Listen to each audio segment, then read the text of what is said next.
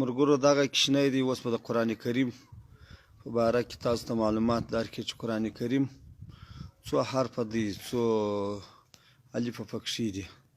زبیر احمد قرآن کریم کې معلومات لري؟ شاباش. قرآن کریم څو سپارې دی؟ څو سورته دی؟ څو رکوع دی؟ څو آیات دی؟ څو مکی سورتونه دي؟ څو مدني سورتونه دي؟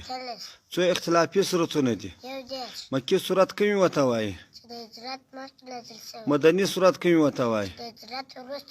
څو سجدې پکښې دي په قرآن کریم کې؟ څو منزله دی؟ شاباش. قرآن کریم کې در ټولو څه غټ سورت کوم یو دی؟ سورت بقره. څو آیات دی؟ څو رکوع دی؟ قرآن کریم کې در ټولو څه کوچنی سورت کوم یو دی؟ سورت کوثر. څو آیات دی؟ قرآن کریم کې هغه کوم سورت چې په سر کې بسم الله نه ده راغلی؟ قرآن کریم کې هغه کوم سورت دی چې په پا نسته پکښې؟ قرآن کریم اول سورت کوم یو دی؟ قرآن کریم اخر سورت کوم یو دی؟ قرآن کریم څو حرفه دی؟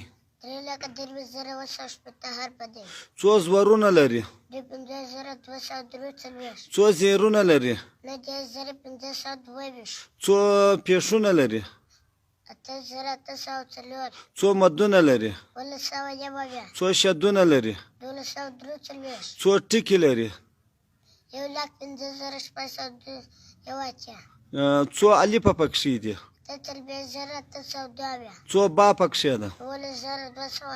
څو تا پکښې ده؟ څو ثا پکښې ده؟ څو جیم پکښې دی؟ څو حا پکښې ده؟ څو خا پکښې ده؟ څو دال پکښې دی؟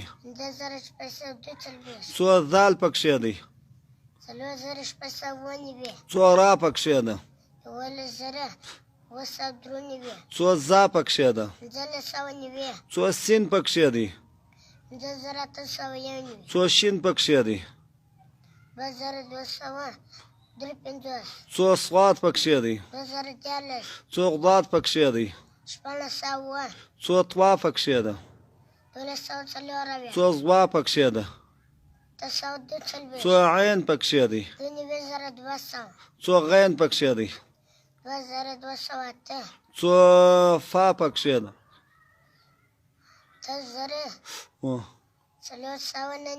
څو قاف پکښې دی؟ څو کوچنی کاف پکښې دی؟ څو لام پکښې دی؟ څو میم پکښې دی؟